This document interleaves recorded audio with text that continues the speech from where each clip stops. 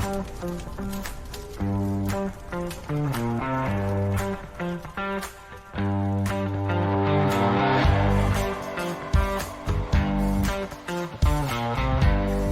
and welcome to Fire Headlines, where we discuss the hottest fire news to hit within the last 2 weeks.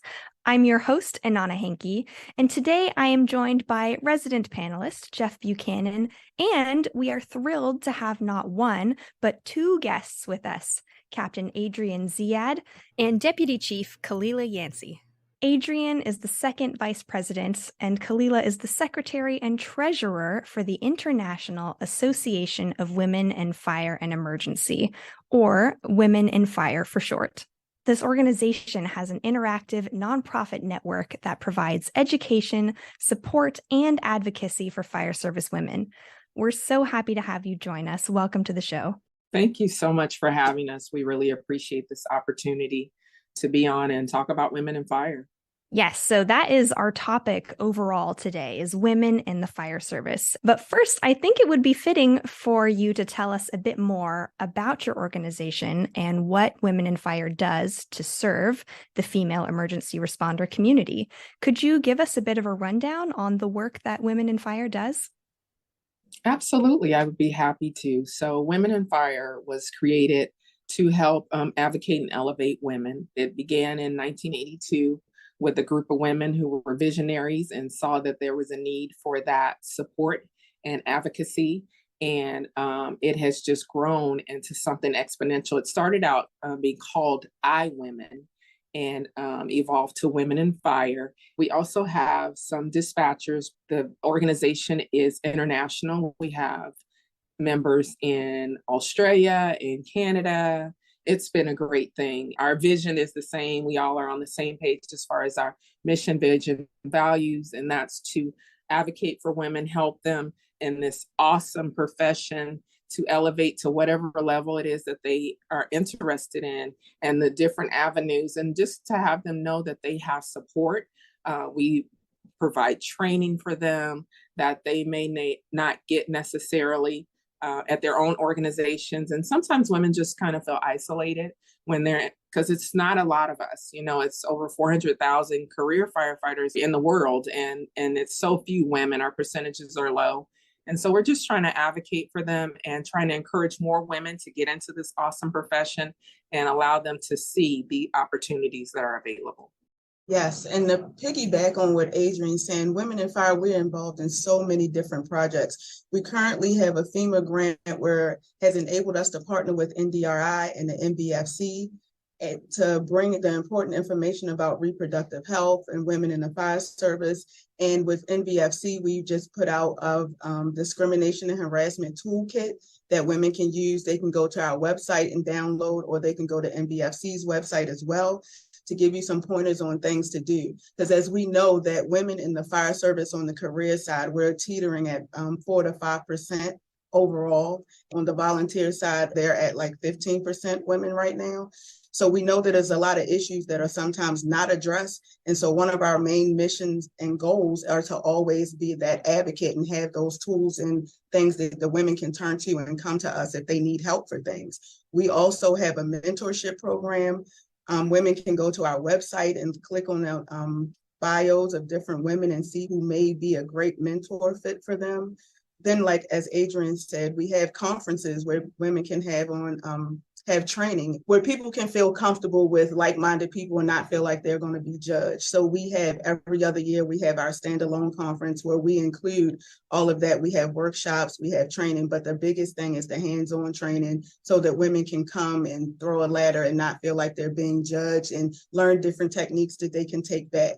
And we also have our one-day leadership conferences that are co-hosted with FDIC. We always open up FDIC on that Monday, and we have a leadership conference where we encourage a lot of women to come out, and they attend many classes and learn different skills that they can take back to their departments. And it's just great for them to learn things from different women and share stories so they don't feel like they're alone. But I would be remiss if I did not say that there's men that support Women in Fire. We have plenty men that are members, men that come out to our events, men that help do things. They come teach classes. Although Women in Fire and women is our we strive to help get through the fire service, but we do have a lot of advocates that are men. So we don't want to leave them out because they're very important as well. Absolutely. I think that kind of ties into the whole family aspect of the fire service. And like the more people that you have engaged, the better everyone's experience is going to be. Jeff, did you have a thought? Thanks, Anand. Thanks for letting me jump in first. Thank you, Khalilah, Adrianne, for being here. This is super huge, and it's such a large challenge in the fire service. And I really want the listeners to hear from you and your personal stories. And with that, you both mentioned how few women there are in the fire service, but a special shout out to the two of you. As I understand, you're both company officers, so there's even fewer that get into leadership. So kudos to both of you for elevating in the ranks and really leading the way. And we'll get into that in a little bit later on in the show. But could you each provide maybe just a skosh more on your story and how you got into the fire service, and then what led you to Women in Fire and to say, you know what, I need to get involved with this organization. I need to make a change. So I'll start. This is Adrianne. My career began in 1995, where I moved to Georgia. I relocated from the West Coast. I moved to Georgia, and I was always interested in the fire service. And I actually had some male firefighters that were high ranking when I lived on the West Coast. I was in Arizona, and they worked for Phoenix Fire Department. I worked in my parents' restaurant, and they were patrons of the restaurant, and they were always encouraging me to get in the fire service. I, expressed some interest, and they really wanted me to stay and get on in Phoenix, Arizona. They talked about the low numbers of women, the low numbers of minorities. And so they were very encouraging. The only thing was I was interested in leaving and coming back to the East Coast where we were from originally. So when I got here, then I started to seek more information about that profession. And that's how I initially got into it. I'm in the South, I'm in Metro Atlanta, and so not a lot of women in the fire service, especially in 95. And it doesn't seem like that long ago, but it was. And just initially, my experience wasn't that great. I was in a smaller department that had no women. I wasn't very welcomed, as you can imagine. They had a preconceived notion of what they thought women would bring or the problems that may arise with us being there. But after being there for a time and able to overcome some adversities and some challenges with some of the male counterparts, then it really became like they just needed to get to know us and see that we were there to just accomplish a job. And we love the job. It's a great profession. It's a great opportunity to serve in your community. I ended up changing departments in 2008, and I came to a much larger department here in Metro Atlanta. I work for DeKalb County Fire Rescue, and the opportunities have really been great. It's a larger department, and so there are more opportunities for advancement. So the change kind of had me a little unsteady initially, but I finally fell in sync, and, networking and meeting people, was able to make captain. And so coming to Women in Fire, again, I'm kind of getting toward the end of my career, and I realized that I want women to know how great this profession is, because our numbers started to decline instead of increase. And I want women to know. So I even got into the recruiting division in my organization to really get out and be able to talk to women, and for them to be able to see me and see that this is an opportunity, a great opportunity to financially feed your family and have stability, and just to be able to network and meet people and just all the opportunities that are available. So that's how I got into Women in Fire, because of my experiences over the years. I want to ensure that I'm leaving the fire service better than it was when I came in. So that's really my story. Awesome. And how about you, Khalilah? So my journey in the fire service started my 11th grade summer. I was a fire cadet in my high school, where we got our EMT and all of our fire training. Once I graduated high school, the city kind of took a different direction. The program kind of was shifting. So I wasn't able to fulfill coming in that way. I've known that I've always wanted to help people. So I took a different trajectory still in the healthcare field. I worked at Johns Hopkins Hospital in labor and delivery for an amount of years. And then in 2000, 3/4, they started saying that they were going to do a massive hiring for the fire department. So I just went on and filled out an application again.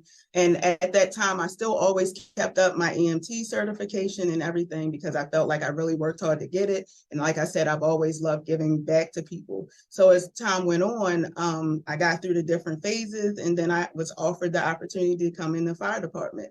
I knew it was something that I always wanted to do. And once I came back in, I continued to work at Hopkins for a bit because I loved that. That was giving back, labor and delivery, seeing new lives come into the world every day. But once I got really wrapped into the fire service and growing in my career, I knew this is all that I wanted to do. So I then stopped working at Hopkins and focused solely on my career within the fire service. My goals when I first came in was to work in every facet that we offered in my department. And so within my department, I went from, we came in, I had to be trained as a paramedic as well. So I did the fire side, I did the EMS side. I then went on to work in our logistics. From logistics, I went on and took a test to become a chief's aide. So then I worked downtown for a while. Then I went to work as an inspector in the fire marshal's office. I promoted over there to lieutenant in the fire marshal's office. And then I decided I wanted to come back to suppression. So you have to take a test again. So I took another test, became a lieutenant in suppression. And then I worked there for a while. Then I went on to training. From training, I went back to my company and took a test to be captain. And I recently, just last month, was promoted to Chief of Professional Standards. So that's a new section in our department, Office of Professional Standards, and it's where I'll be dealing with discipline. So throughout my career, it's been great to see the inner workings of the department. I think it builds the character and built to let you know all the fire service entails so that you know it's different things to do. And it's not just fight fire, ride the medic. You can be an inspector. You can be you can do all of these things within the fire service. And so those are one of the things that I like to let people know, that the fire service is a career and it's all in what you want to do with it. You can do so many things within it if you just become a part. Adrianne just said that she's a captain and decided to be with the recruiting team. We're always out advocating, even like when we're at Women in Fire events, Adrianne's always bringing back people from her department, exposing them to the different things that Women in Fire do. And those are one of the things that I think that we both pride ourselves on, is trying to make sure that we're exposing different people to all that the fire service brings, whether it's Women in Fire or just our departments or other departments, trying to show them the way so that they can get in. And so that's just one of the things that I really love about this job, is that there's no limits. You are your limit. You can continue to grow and mature and expand in different things. You just have to let yourself sit back and put the work in. It's amazing how much you have seen, again, as you said, of the inner workings of the department. And I think that is a perfect segue for us to get into our article for today. The popularity of a similar organization called the Women Firefighters of Denver, which is an employee resource group in Colorado geared toward advocacy and uplifting women firefighters. WFFD, as they're called for short, has worked to advocate for a workplace that better caters to the needs of women, and that could include pregnancy and maternity leave, different training techniques, mentorship, and uniforms that fit women firefighters properly. In Denver specifically, women firefighters make up about 8% of the department, one of the highest percentages of women in firefighters in the nation, actually. And the WFFD TikTok channel has over 2.5 million views. So a question for our guests: why is visibility important for female firefighters? In my opinion, because they just don't know that it's an opportunity. It's amazing to me how many people you still encounter that say, "Oh, I didn't know that females could be firefighters." I hear it in the high schools. I hear it when I used to be in recruiting. I would go to military bases. I would go everywhere, and I would hear it every single time. And in my mind, I'm thinking, we've had women to elevate to the head of the department as fire chief. So I would think at some juncture, everybody had seen one. But that's not necessarily true. Sometimes people are visual. They need to see that is an option for them. But every time I would go out to the high schools and they would say, you're too small, or you're too this, or you're too that. And I'm gonna let Khalilah really speak to height and stature, but they just need to see it. Some people need to see it to be able to believe that it is an opportunity for them. And so then when you start really peeling back the onion and unfolding all the different aspects of the fire department, as Khalilah spoke to, all that it takes to put this together to keep the wheel turning. Like she said, logistics, support services, operations, community risk reduction. That used to not even be a thing, where we go out and really talk to people about prevention, healthcare. I'm currently the health and safety officer, so I deal more with our personnel and keeping them safe, cancer, all different risk and health opportunities. But our public education department goes out and talks to the community about these same things. So it's just a wealth of knowledge. We are trying to serve our community. I'm a faith-based person. I think we were all put on this earth to be servants in some aspect or another. So to have the opportunity to go to a stranger and impact their life, I think is truly a blessing. I absolutely would have to agree with Adrianne. If you can't see it, you can't believe it. So at times people need to see and know that we're here. And as she spoke on, as far as like sometimes your height, your size, your stature are reasons why females believe that they cannot do this job. And I'm a living testimony that that is untrue. I am 4'11". I work in Baltimore City Fire Department. That is a very aggressive fire department, and we've been that way for years, ingrained in this tradition. And I mean, I've done my job. I've hung with the best of them, and I'll continue to do that. So it's not about the size, your ability. It's about just knowing it's something you wanted to do and put your mind to it. You can do anything that you believe. It's a technique to anything. So anybody, it doesn't matter if you're tall or small, if you put your heart into it, it's a job that you can do. And so I try to be a living model for all the women to see. Size does not matter. You can do this. If I can do it, you can do it. So that's one of the mantras that I go by and try to make sure that I share that all the time. Well, you two are definitely modeling the way. There's no question about that. I need to share with you a story. I need you to be in the tree of trust here. I need you to not judge me right now. That's what I need. And I'm going to share with you a story that Inanna has heard, but I think is important for what we're talking about here. It was only a couple of years ago. I don't know if you're familiar with the Fire Service Executive Development Institute, great leadership program. And one of the colleagues in my class, woman deputy chief from a different fire department, and she's talking about clothing.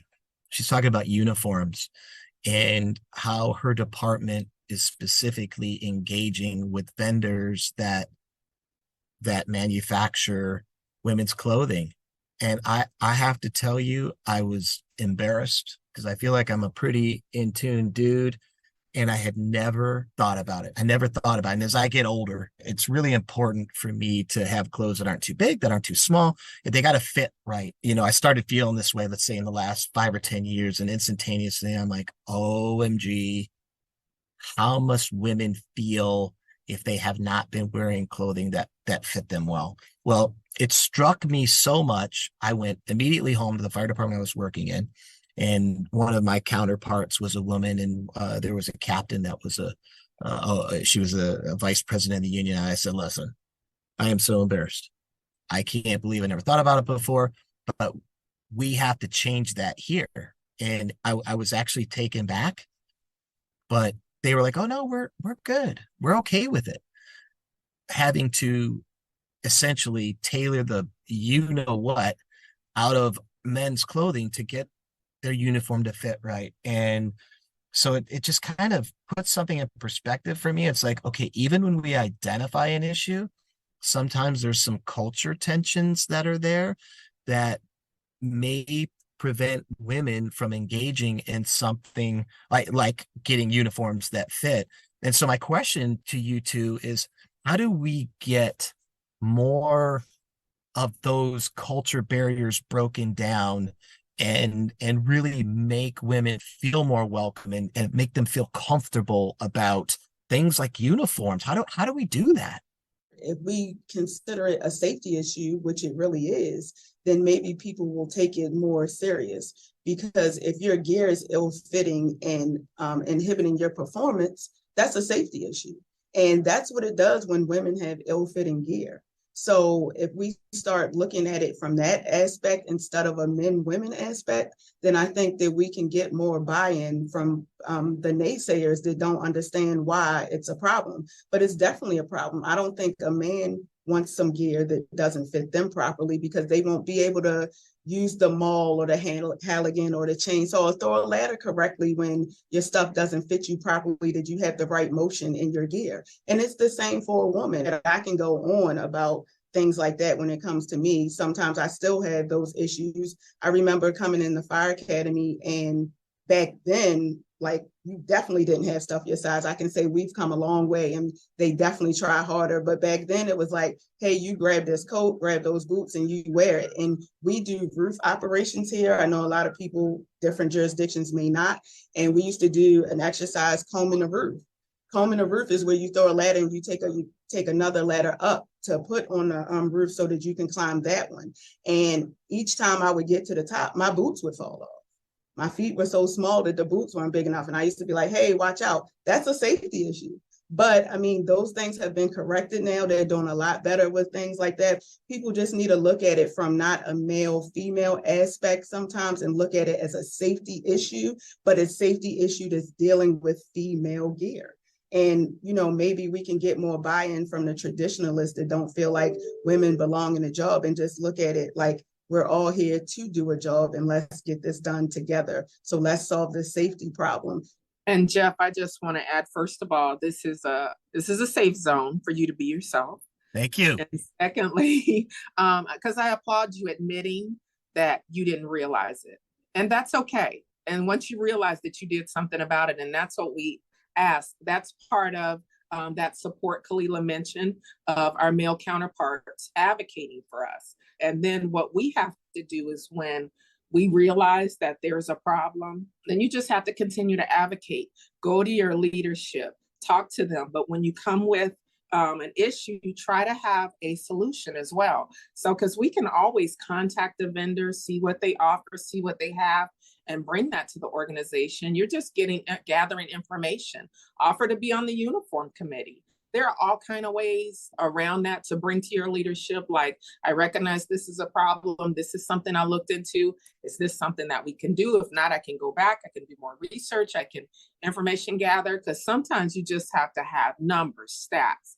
And it may involve you asking other people in the department, men and women, hey, how does your gear fit you? Does it fit right? And sometimes over time, it just wears out, and then it loses its elasticity. And there's new gear that's needed. And I know that everybody's on a budget, but sometimes, like she said, as far as safety has to be paramount. And so we have to push that to the forefront, talk to them about the safety issues, not so much the female-male issues. It's a safety issue for everybody if your gear does not fit correctly. And that's kind of how you can broach it.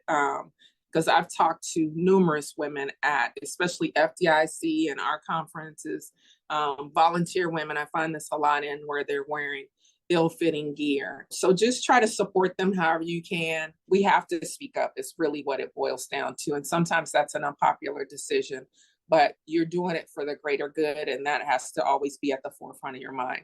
Anything that's worth having normally is not easy.